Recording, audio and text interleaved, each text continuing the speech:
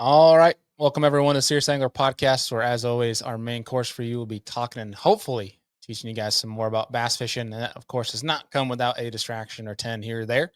Whether you guys are here to learn or just listen to some bass and banter, you guys are in the right spot. And as always, I'm your host, Bailey Eichbrett, and joined with me is Deacon. I meant to say Idaho's finest, and my words just slipped me there. But Deacon works. we're with Mr. Adam Deacon on here. No Bassin Captain, unfortunately. He's actually ripping up a deck as we speak, doing some honey-do list Nerd. stuff. But Anyways, that's what he gets for whining about 80 fish smallmouth days. that's exactly right. That's right. He needs the honey-do list. But man, we have a great episode today. We got Mr. Alec Morrison joining the show, and he lets loose some juicy little tidbits for the folks on this one, and also some things that are on the horizon for people to look forward to tackle wise. But man, before we get into this with Alex, I know people are probably excited for this one. What's been going on in your neck of the woods? I know you had a crazy week last week, but made it in time for Durban this past weekend. Yeah, dude. I mean, life's a blur right now, but I literally showed some ranches in north central Idaho, blew out a tire on a side by side, way deep in a canyon, without cell service.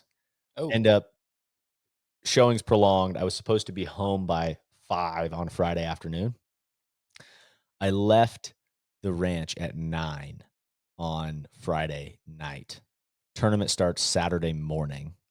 Drove through the night, dropped off the side by side, jumped in my buddy's truck who was already hooked up to my boat at 3 a.m. So got in at 2:30. Literally packed a bag of clothes. Was going to be gone for 2 days, camping for the weekend. No cell service at this lake whatsoever. Anything. Jump in with like whatever I have. Don't have any rods rigged, right? Like whatever's in the boat's going to be there. yeah. So literally roll up to the ramp, fish the derb Saturday on zero sleep with like, I just literally tied on a top water and like a couple of baits, right? And was like, all right, guess we're doing this. Let her eat. So it was miserable. That part was fishing was surprisingly good on a lake I've never been to, which was cool. Waihi, right? Waihi, dude, like largemouth fishery, some big smallmouth too, but like straight largemouth deserty fishery reminds me of like West Texas or Arizona type place. And man, hungry, healthy largemouth, I guess would be the biggest thing. Like Oh yeah. we weighed 17, I think, the second day. We ended up 5th. And yeah, like just the weights were stacked from like 14 and a half to 18, 19 pounds. Like it was just like everybody had that. Like they were just all super healthy, short fish that year class, like we're catching so many 2.5 to 3.5 pounders that were just, only 16 inches long. Like those fish are going to be 5 and 6 pounders here in a couple of years. And that's how that is, like a boom and bust lake, like with water levels, like deserty. When the water's high, things get really good and then it dumps off, bait population struggles, etc. And so it's in a good cycle right now. Like I think as long as it holds water in the next couple of years, you'll see some of those 8, 9, 10 pounders that used to be in there show up. I mean, there's 7 weighed, and there's plenty of them. So it was cool fishery, good derb. Reminded me of the college days of driving through the night to get to a Say tournament, grinder. and I don't miss those days. Like that is, yeah, man. I sleep. I've learning sleep is very important, and although I don't get the best sleep, I get pretty good sleep, and I need it. So, Yeah. anyways, what about you, man? What's new in your world? Yeah, dude, you're so right on that. Or I would do the same crap. Like I would go, even like when I was going to Minnesota, where in the past I'd do like, drive as far as I can, sleep in the truck from like midnight to 4, and then drive to a lake and go fish. Where now it's like, I'm gonna go stop somewhere. I'm gonna use some hotel reward points or buy a Sure. hotel room, get my 8 hours horizontal, and try to actually get some good sleep. Cause you feel so much better. But maybe that's just coming with age. I I think guess so. that's what it is. But man, it's awesome around here in New York right now.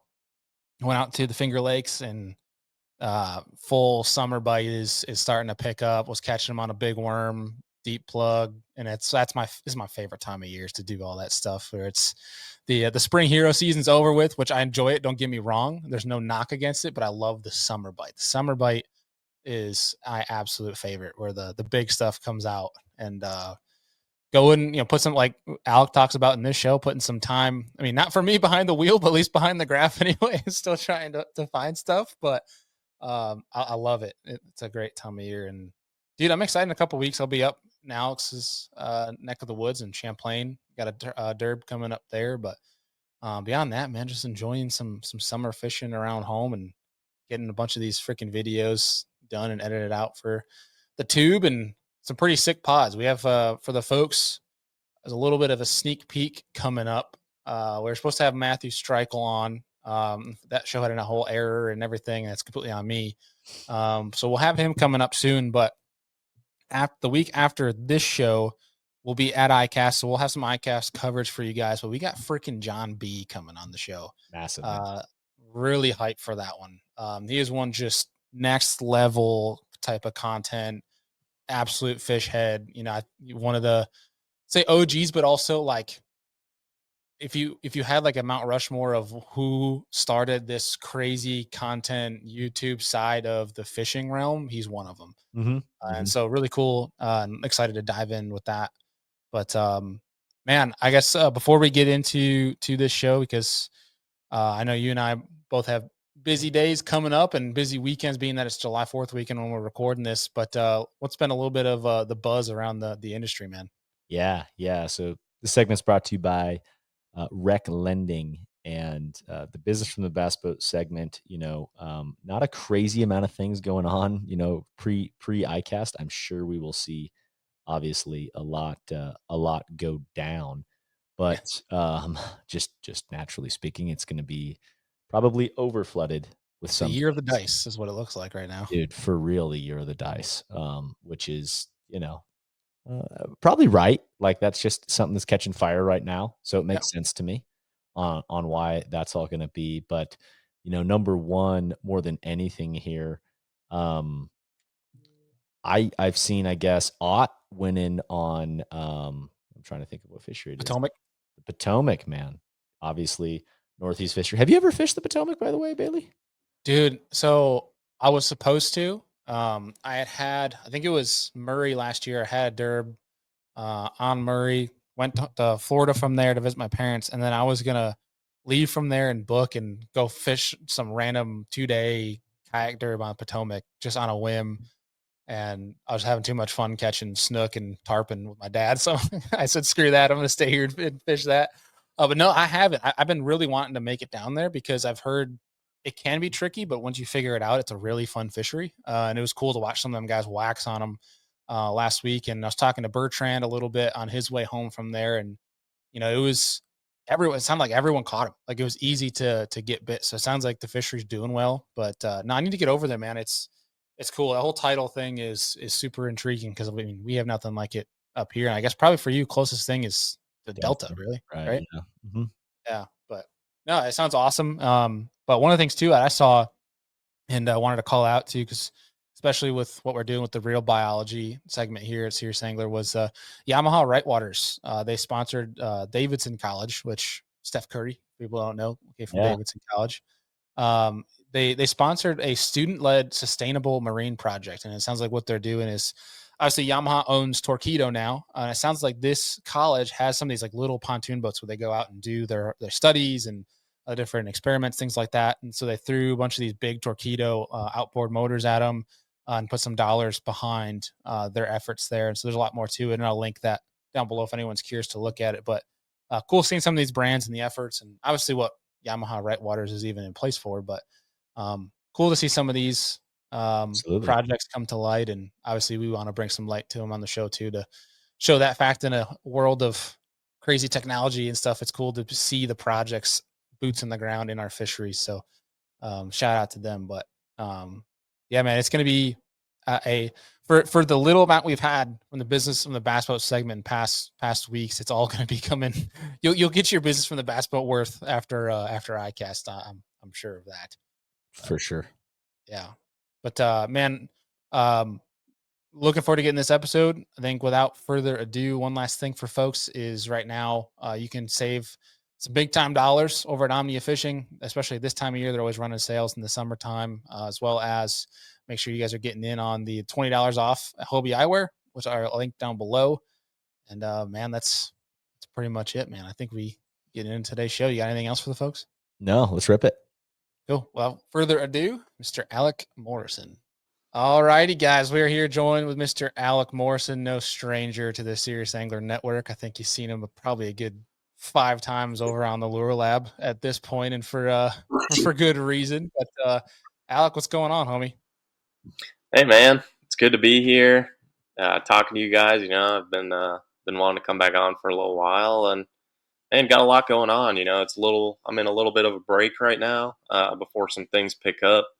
I got two opens events coming real soon, end of July and beginning of August. It's the Upper Chesapeake Bay Open, back to back with the St. Lawrence River Open. So those will be the last two events in Division One, and I'm super excited. We're sitting halfway through, two down, two to go in the top 50, and just got to stay there. Is this the playoff beard you got rocking for the rest of the season? Then is that I, what this is we got going on? I guess so. I don't know. I shave it all the time, but it grows back so quick. That's But awesome. I don't know. I mean, by the time the EQs are up with, I mean, it's fall. You might as well keep that for warmth this winter. yeah, I might as well. Although I don't really like staying up here when it gets cold, so Yeah, that's after true. about mid-November, late November, I'm out. But Yeah, do you go down with Garrett down in Florida or take it in Texas? yeah. Usually it's like kind of a split between Florida and Texas for me. Those are my favorite places to be in the wintertime. Yeah, I'll spend some time with Garrett in Florida. We got the EQ event in November on Okeechobee, so I'll spend a little time in Florida, and then I'll probably make my way over to Texas. I really like staying right on Sam Rayburn. I stay with a buddy of mine, Jaden Parrish, and yeah, we just do a ton of fishing over the winter, and all that stuff. But it's a fun time. I love Texas. Love catching big bass. Dude, it's so cool to me how you've lived that kind of lifestyle to chase this. I mean, I've always noticed that with yourself. Like, quite frankly, something I considered doing at one point and never went and did. But I think it's the best way, like the best way to Hmm. try and go pro if you can swing it. If you Yeah, can figure out a way to make that work. I mean, chasing the fish, right? I mean, it's like chasing the migration if you're like a crazy duck hunter or something, but you're going to those places in the wintertime when you yeah, can't be up north, and you're doing your north stuff later. So I think that vagabond lifestyle, not just for tournaments, but for actually learning those fisheries, I've always, I guess, was thought that was a great way to go. yeah. No, thank you. I mean, no doubt. It's like that's kind of how the schedules move, and a lot of them, a lot of them revolve around the spawn, and just based on how we travel from south to north as the year goes on. It's really good to kind of uh, do that, whether it is on, your typical tournament places or not.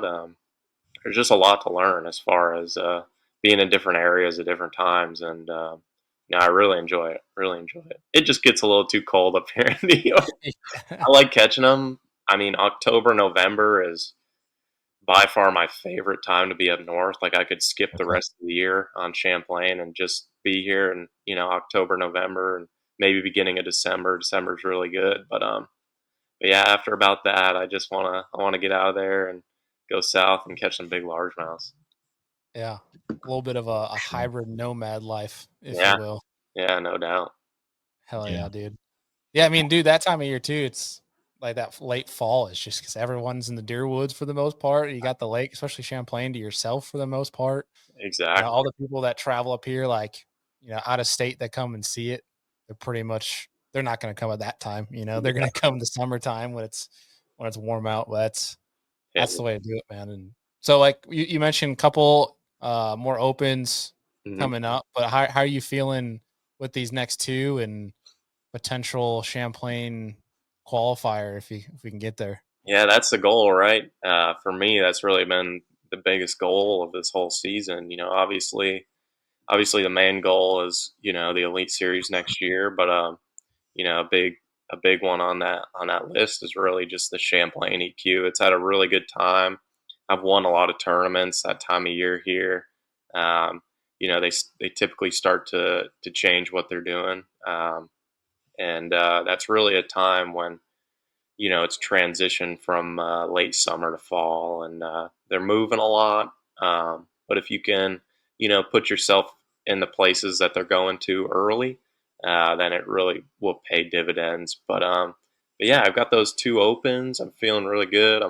I'm top 50 currently. I got out of the Tom Bigby with with a decent decent points finish and all that. But yeah, Upper Chesapeake isn't a place that I've spent a ton of time on, but I certainly did just go spend about a week and a half down there um, prior to off limits, and it was a place that I haven't spent a ton of time on, but I kind of always understood like where it went down and kind of why, and it was really good for me to just go get an early look on that place and get a feel for it, because it certainly is different as far as tidal water fisheries go. And I've spent uh, I've spent a good amount of time on the James and on the Potomac, and those would be the two places that it's somewhat set up the most similar to the Chesapeake. But they certainly are different. There really is more of a northern feel when it comes to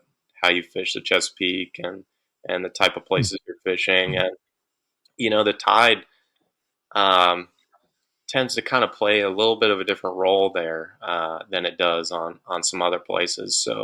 So I think it'll be a good event. Conditions wise, the conditions can play a big role in how the actual event shapes out. But without that, without that being known for sure at this point, either way, there's a lot of quality fish there, and some dudes are really going to catch them. That's for sure. It's not an easy thing to catch over 20 pounds, but it's something that's done there every day. Really quality weights, a lot of good fish, and kind of a lot of habitat that you would typically see in some other places up north that aren't necessarily tidal. So it's cool. It's a cool place. I'm really excited. And then the last one is the St. Lawrence River, so that'll be the end of it all. And definitely have a lot of time there. And I've had some amazing events there, and I've had some poor events there. So it's kind of a it's kind of that same old idea of make the run or don't make the run or see where you end up. But either way, I'm really excited for both. Heck yeah. Yeah. How much do you think, at least for you, like going to a fishery prior to off limits to maybe not even wet a line, but just to get Hmm. eyes on it? How much do you think that kind of helps your perspective going into an event? Yeah, it um, there's some guys who it might not. I know some guys who I guess it might not help them as much. They typically do better just showing up and fishing. But for myself, it really allows me to kind of plan out what's going on, and I like to do like I guess some weird things in practice, and I don't know, just try different things overall, and going there for pre-practice, going to a place like that for pre-practice, it really just gives me extra time to kind of figure some things out, especially on places that I have not been to or have not spent a lot of time on. I get to look at it with new eyes and kind of make a little bit of a prediction of how things are now and what they could translate into becoming later on whenever the event comes. So for me overall, it's a really good.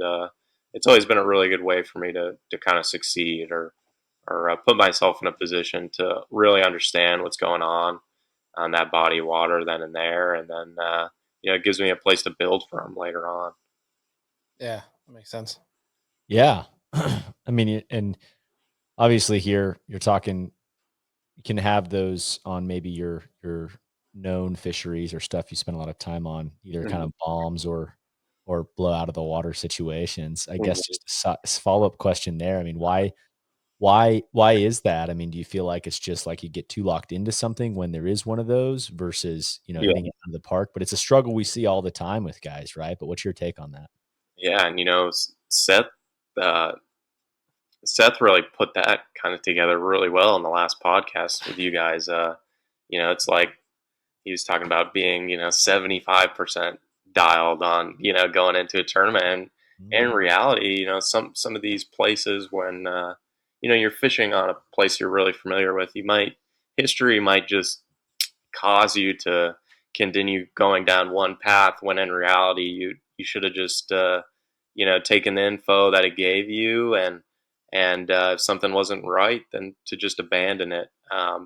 But I've certainly had on places like the St. Lawrence River extremely good events and really bad events, and a lot of it is just because I uh I like to take a risk. I don't ever fish safe, and maybe I should more in like the open style format. But yeah, I Love it. really like to kind of go the long ways, and I try to do whatever I can to win. And sometimes it'll really throw you off.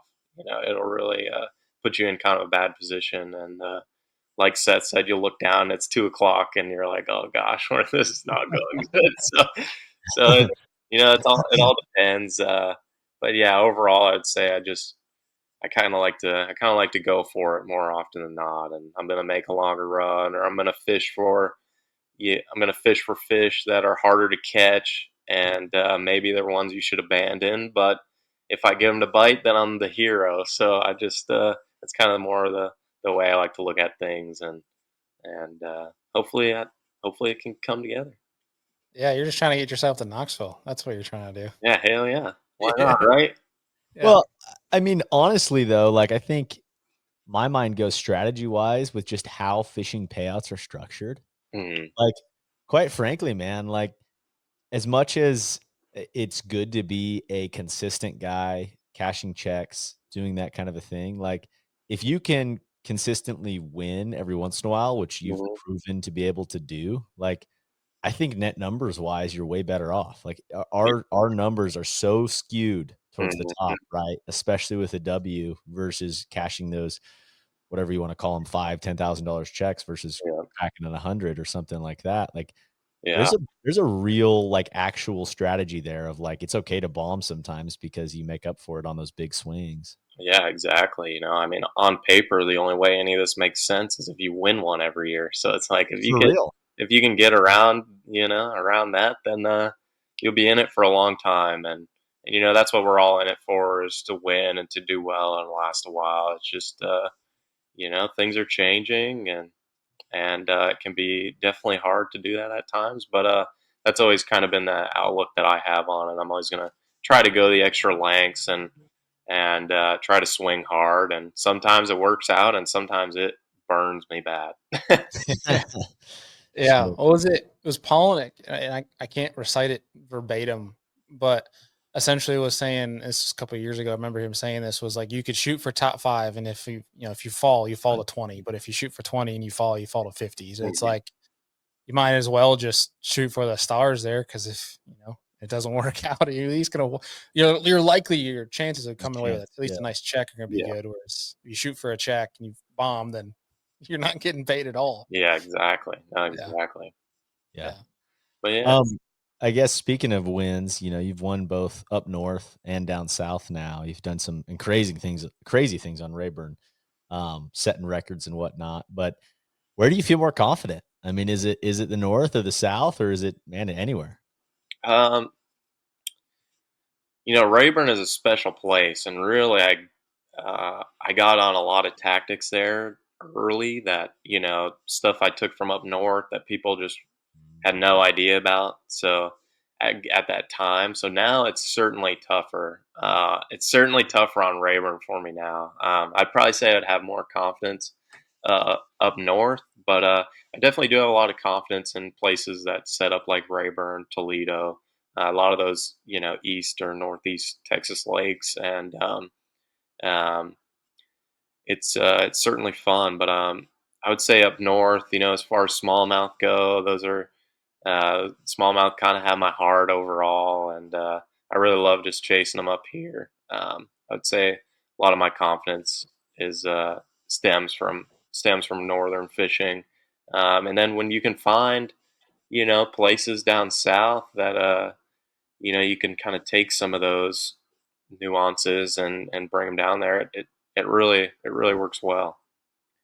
I guess dive into a little bit of that. Like, what do you feel like you had on the front end, especially in those early Rayburn big Hmm. big derbies? from the north that maybe folks weren't doing as much down south? Yeah, I mean, it's quite literally as simple as this. I was the first one throwing a jig head minnow on Sam Rayburn. I mean, every fish I looked at on forward facing sonar, I could catch, despite if it was 2 pounds, 8 pounds, 10 pounds. It doesn't matter. I knew what I was looking at. I knew how to structure fish. I knew how to throw a minnow really well already, and they had never seen it. So it was. I didn't necessarily even have the best places to fish. I'm sure some guys who did well in that specific Toyota Series event, probably had better spots than me. But the fact of the matter was, I could catch whatever I looked at. So that was a huge key, and it's just one of those things that, like, when you can get on something early before other people do, then it really will prove to be really good. So that was kind of a big factor there, and then now, a lot of my success on Rayburn after that is stemmed from not so much a technique side of things, but it's stemmed from just spending more time on the lake and learning, really learning the ins and outs of it. Mhm. Rayburn is a great place to put in a lot of idle time, which is something I really like. I've found spots on Rayburn that I'll idle for 100 hours before I find like one specific place that I really like, or that I know for sure is gonna work out later on. And I've had some success earlier in this year with my buddy Jaden and some team tournaments, and a lot of that wasn't necessarily technique based or anything. It just really came down to, our success was because I spent the most time idling, Hmm. probably out of anybody in those last couple months prior, and I was really able to just find those sweet places where those big ones were, using specific places super early in the morning, and if you rolled right up to them, you could catch them. Um, but Wow. yeah, it certainly changes. I'm seeing a lot of changes overall now. Whether it's Rayburn or Toledo, or some of these fisheries up north like Champlain. Um, weather has a big part of it, and it's been an interesting weather year, as you guys know. This past winter and spring, a ton of rain, ton of storms all over the country, and I've seen a lot change as far as just areas that fish are using, and some of these more historically good places may not set up the same this year, and they may not be as good. Um, and there's been a lot of like day cancellations and tournaments I've Yeah. been in, and all kinds of stuff. It's been a very interesting year as far as all that goes. But yeah, there's things are always going to change, and it seems more so now than ever that anybody can roll up to any lake they haven't been to and win. Um, it's definitely interesting, and even like local, this like local knowledge and stuff like that, it doesn't play as big of a role as it used to. Champlain used to be extremely locally dominated. It can be a very interesting place as far as just how fish set up, and there's a lot of like two fish deals, sneaky little stuff that we idle for, and a lot of that I've spent thousands of hours idling for. I've practically idled all Champlain at this point, but Wow. there's things that I used to quite literally have that I would never fish unless it was a tournament, because when I would roll up in a tournament, it'd be guaranteed 4 pounders or just one or maybe two. Now, dude, I swear, like, none of that stuff plays anymore. Like, none of it, and I'm still the only guy fishing it. There's only like a handful of us who fish some of these real sneaky places, but it just doesn't really play like that anymore. And the bait fish are changing, and areas are changing, and the spring and spawn is changing, and overall, it's a different deal. It's a different deal now for sure. So it's really proving that a lot of people who come to a new place, they give a little bit of a different outlook on it. They might practice a little differently, not having that history, and then a lot of them are successful because of it. Mm. Yeah. Mm.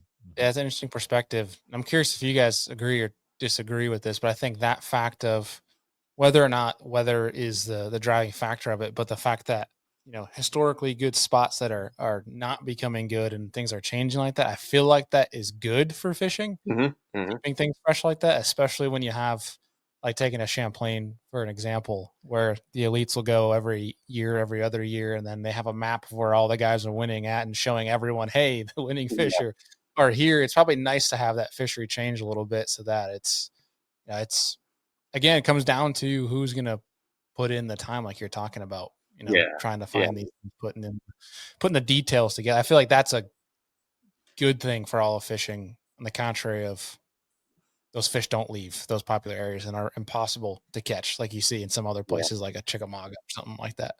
Yeah, exactly. So there's a lot of changing. There really isn't.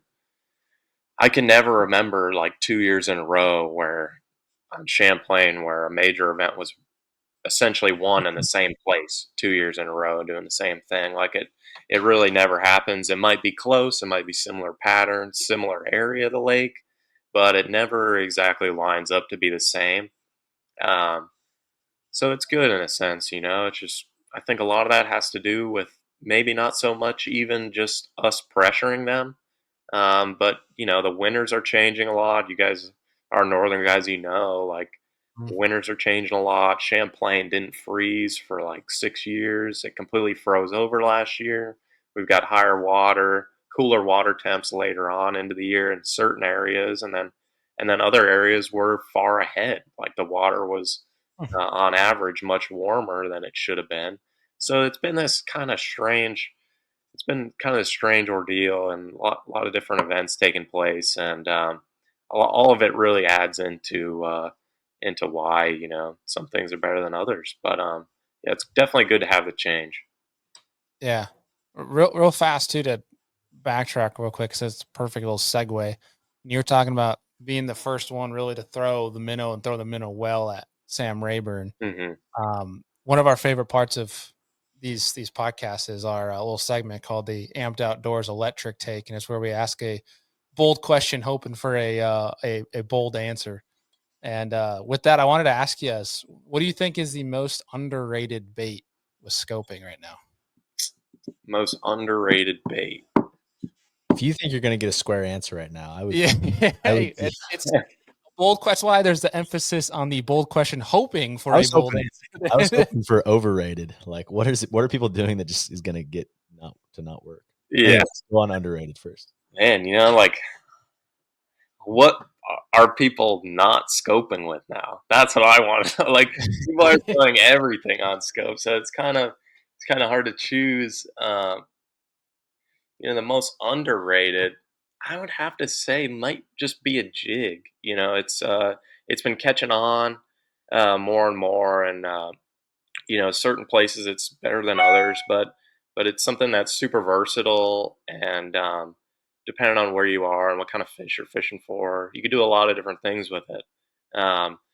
St. Clair during the invitational event, I caught a lot of the fish I weighed actually on a jig, scoping them with a little football head jig, and I never let the jig hit the bottom once. Not a single time did the jig ever touch the bottom, and they were demolishing it. So there's little things you can do in certain places, and there's some places it doesn't work as well, and they want more of a minnow approach, and then other places where something like a jig or even just a scoping with a Neko rig or something like that, more traditional, will outplay a minnow or a jerk bait or a typical bait fish presentation. So our realms are certainly opening up now. We're starting to use a lot more things on scope, and it helps to kind of be different. So I would say a jig right now is probably the most underrated. There's definitely some dudes doing super well. Tyler Williams, I was gonna say he's probably punching air right now if he's hearing you talk about this. He's like, "Shut up, man."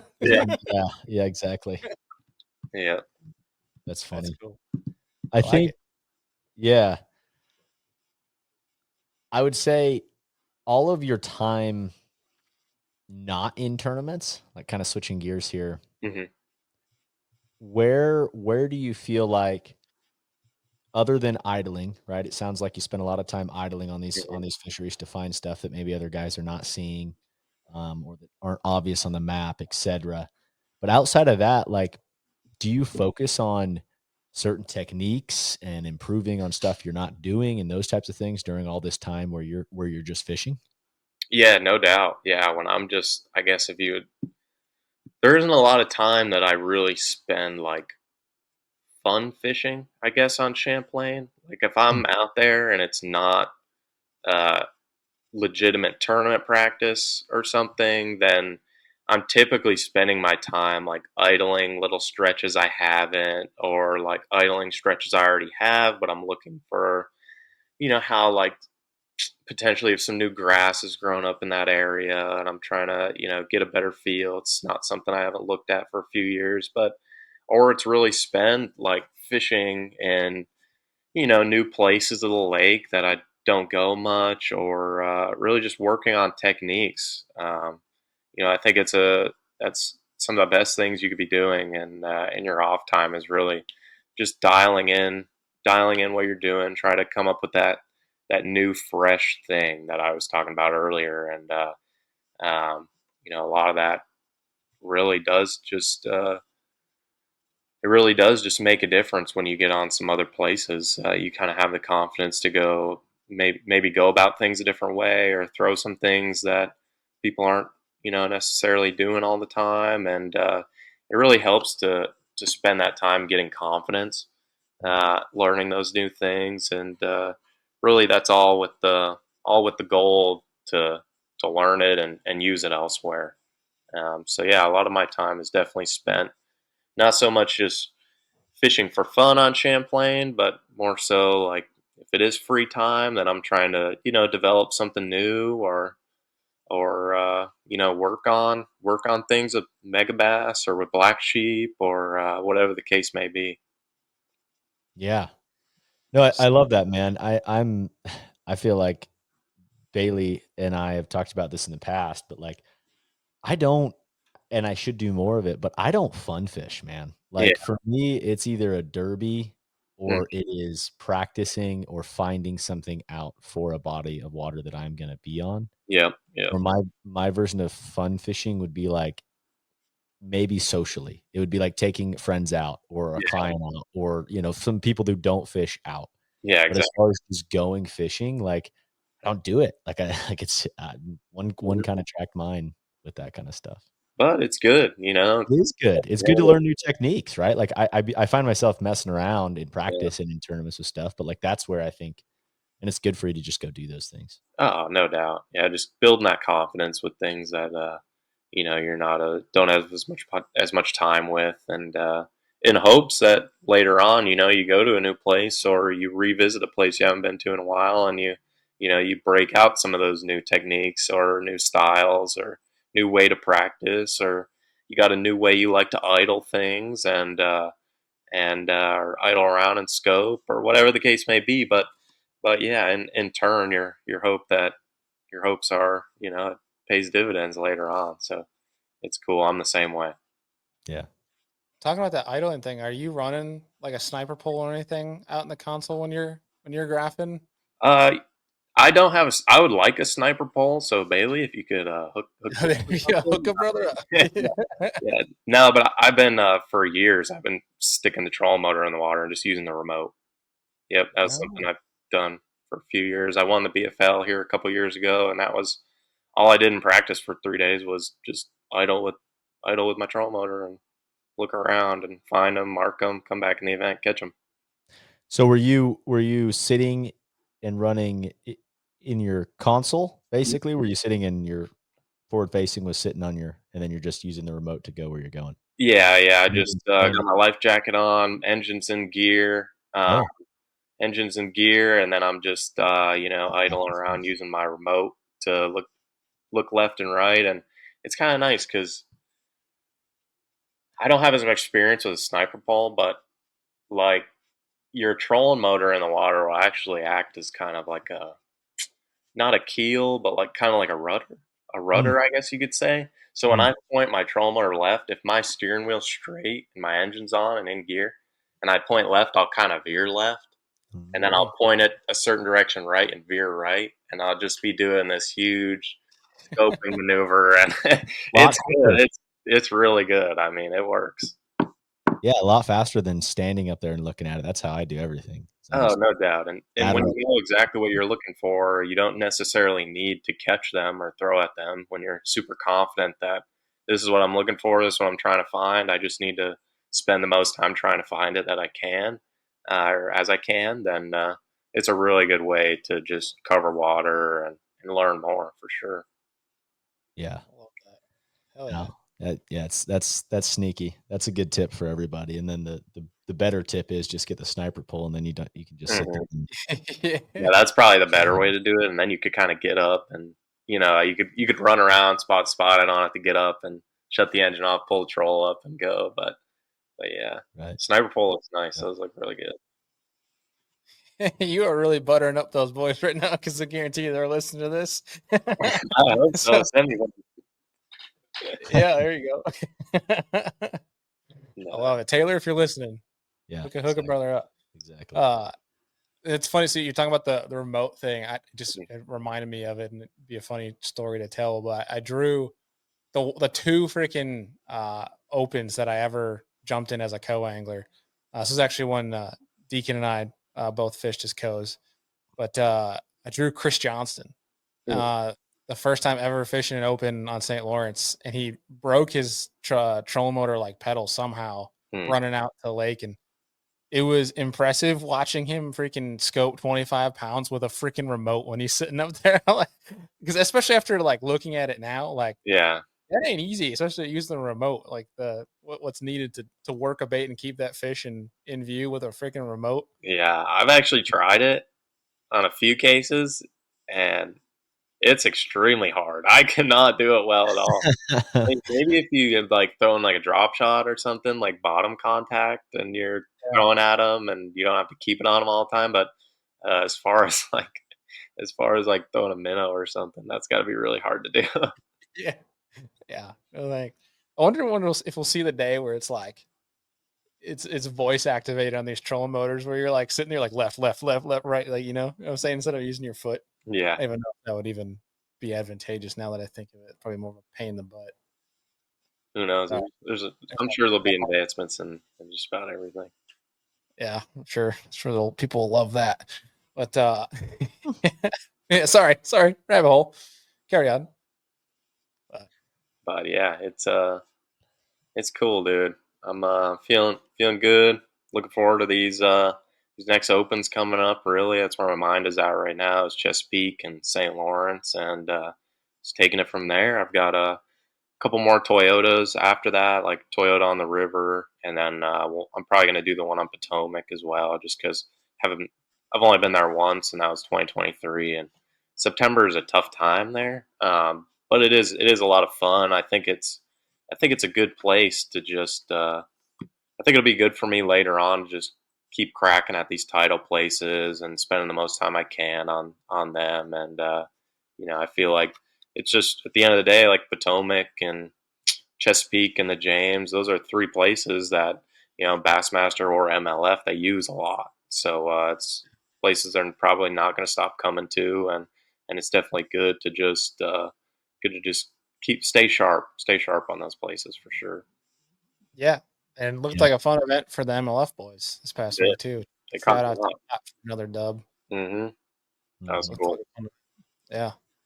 So But yeah, go ahead, Deke. yeah, I was just gonna say, I mean, overall now we're kind of halfway through the open season.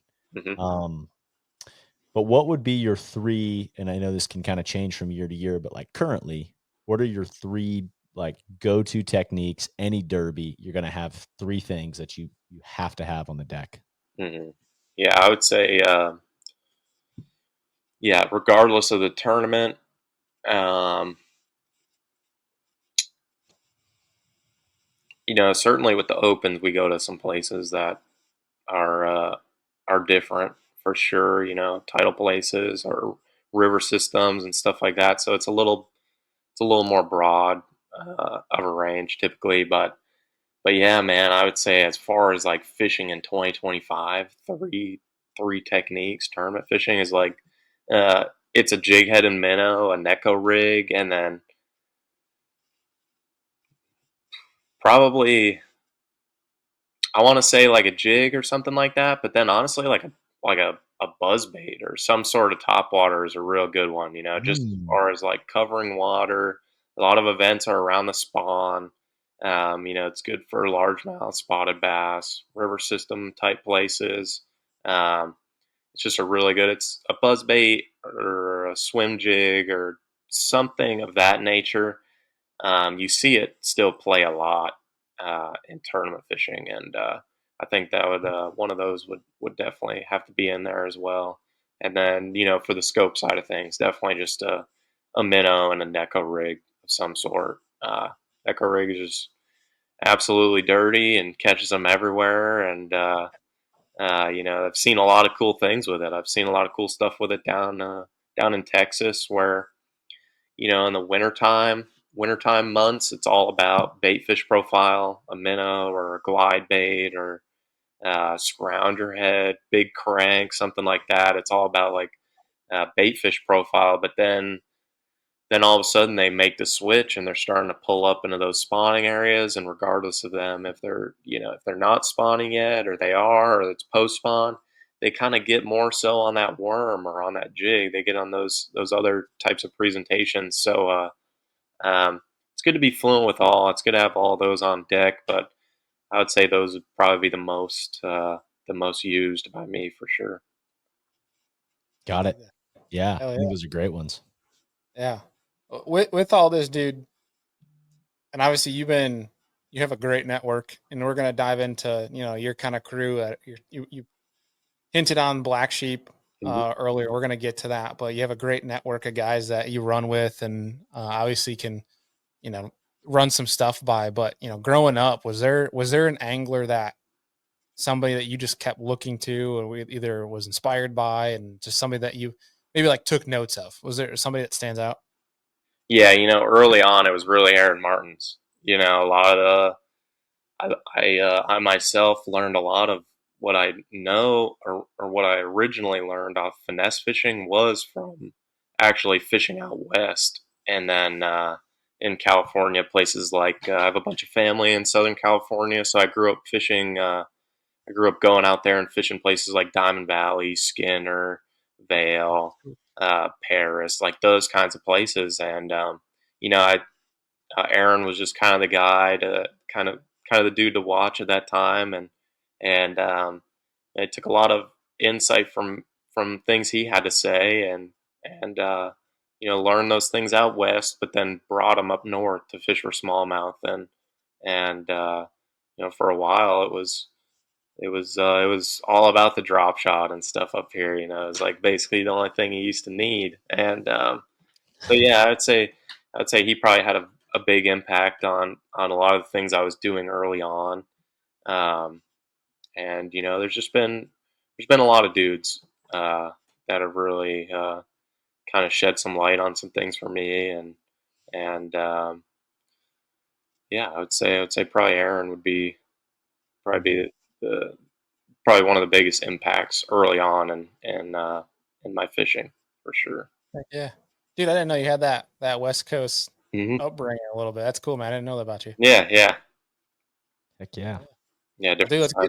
let's get into Black Sheep, man. Let's Yeah, I hear was about gonna it. say, I want to hear it, Good. man. Name too. I love that. Yeah, it's cool. Hey, we're our motto is built different, That's and it. that's for good reasoning. I can't get into absolutely everything, but what I can say is we have spent a lot of time choosing the best components that we could possibly choose based on everything that's available for this that one specific product. So one product, may have a specific type of VMC hook in it, and then another one might have a specific type of Gamakatsu.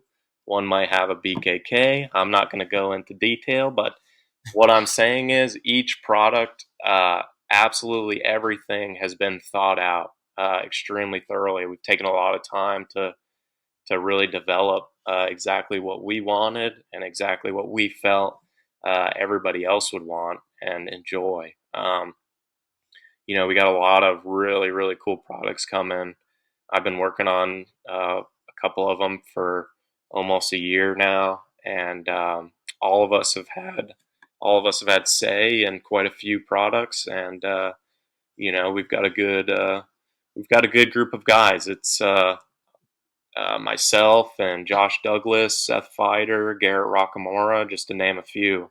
And so we all have, kind of an expertise and maybe a little different realm of techniques or baits, and we all took what we knew and designed what was best for us, and it's super exciting. I know we're all pumped up to bring some of these products to market. It's looking like a beginning of the very very beginning of 2026 drop time around there. Um, a couple other cool things to mention is a lot of our stuff is uh, really high quality custom components, whether that's customized or hand tied wire skirts and hand-tied hair jigs, stuff of that nature. We're going to have a core set of products, um, which at this point in time is around 10 to 14 products. There's going to be more, and then we're also going to have limited time drops of like special run baits and products that if you don't get the jump on them, you might not get your hands on them, and some of them are extremely cool. So there's a lot of really cool stuff coming down the road, and I can't wait until I can finally share more. I've been catching fish on these products for a while, and some of them have really really amazed us at how they've turned out and how they function. It's been a really cool thing. There's been nothing cut short. It's we're doing absolutely everything we can to make the highest quality, best performing product that we can. And we took a lot of time to really look at everything else in the industry and fill holes, and we really want a product that you're going to take out of the package and not have to do anything to.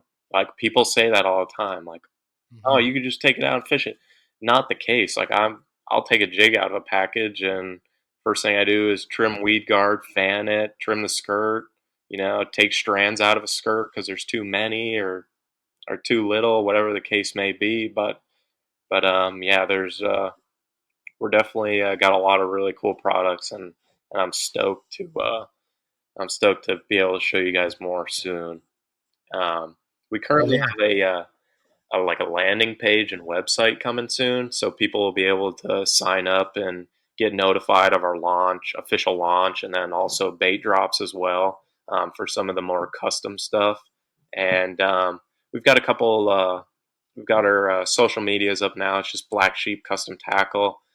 We don't have anything posted as of yet, but we have a ton of really cool content that has already been shot, and like I've said, we've spent a lot of time working on this prior already. So everything's here. We're just making sure, we're crossing our T's and dotting our I's, and everything is going to be perfect come launch. So been super excited to share. I know Seth has done a couple little teasers here and there, and maybe some of his videos. And this is the first time for me that I've come on and said anything about it. But yeah, we've been working hard, me and the boys, and it's really going to be something that works out well, I think. Hell yeah, dude. Yeah, we'll have to slap that down in the notes for the link to the socials and Yeah. stuff like that on the landing page is ready to rock. We'll share that with everybody too, so they can get signed up. Because I know for a fact, I'm sure Deacon and I are going to be one of your very first to sign up, so we know when stuff drops. I think there's some But products that you guys are really, really going to like. I know that for sure.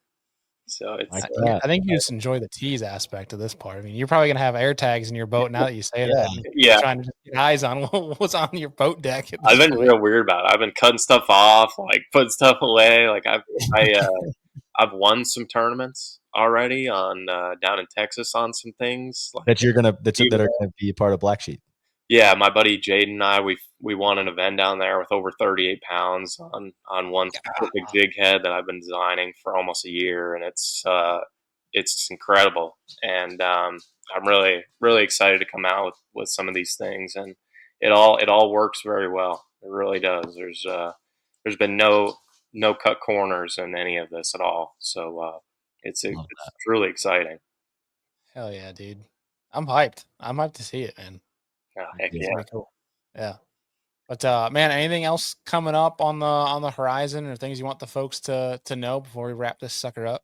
Yeah, I got another little tease with Megabass. That's all this guy is. All he is a tease. I know. I I got know this guy's Yeah. he's over here, the biggest tease of the fishing industry right now, right? yeah. Yeah. So, yeah, we've got something really cool coming out with Megabass. It's kind of a niche little product. It's kind of essentially a minnow style bait, but it's more of a finesse size. A lot of craze right now is 4, 5, 6, 7, 8 inch stuff, and it's I would say as far as a hover strolling or mid strolling technique goes, I think that matching the correct bait size to the forage size that these bass are in whatever lake or system you're on is whatever they're targeting, whatever forage they're targeting. I think it's super important to keep your baits in that size range. Um, and this one is certainly on the smaller end. It's much more finesse than a lot of what I would typically use, but I've already seen it come. Seen some really good success come into fruition in some places. I took this over to Table Rock for a Megabass shoot, and I knew it was going to be good. However, it ended up really blowing away our expectations. And a lot of that was because the bait that they were eating was under 4 inches long.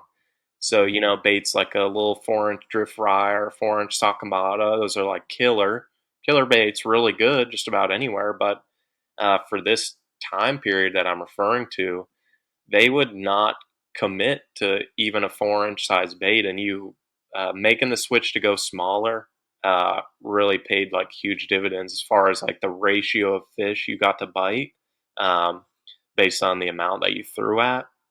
And coming from Megabass, you know that it's going to be really good quality. It's gonna be it's very natural and realistic, and it's gonna be a killer as far as some super clean water scenarios, places with 10+ foot of visibility. I think this bait will play a lot, um, and more so the and more so that sub 4 inch range.